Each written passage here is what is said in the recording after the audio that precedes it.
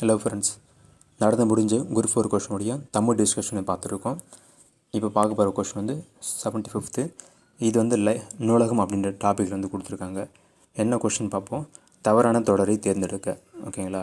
ஏஷியாவிலேயே மிக பழமையான நூலகம் தஞ்சை சரஸ்வதி நூலகம். இது வந்து கரெக்டு. இந்தியாவின் முதல் பொது நூலகம் வந்து மும்பை நடுவு நூலகம்னு கொடுத்துருக்காங்க. இது வந்து தப்பு. ஆன்சர் என்னென்னா வந்துட்டு இதனுடைய இது வந்து திருவனந்தபுரம் நடுவு நூலகம் தான் வந்து இந்தியாவுடைய முதல் பொது நூலகம். ஓகேங்களா. அடுத்து வந்து உலகளவில் தமிழ் நூல்கள் அதிகமுள்ள நூலகம் கன்னிமாரா நூலகம். இது கரெக்டு. கொல்கத்தாவின் தேசிய நூலகமே இந்தியாவின் பெரிய நூலகம். இதுவும் கரெக்டு.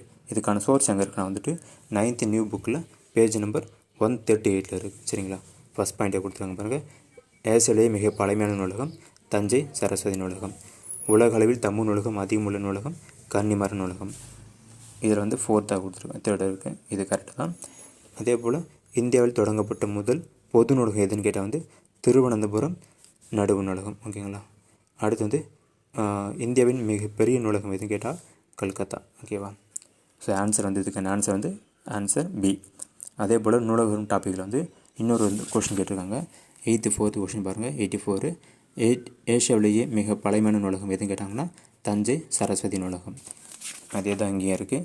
ஏஷியாவிலேயே மிக பழமையான நூலகம் தஞ்சை சரஸ்வதி நூலகம். ஓகேங்களா.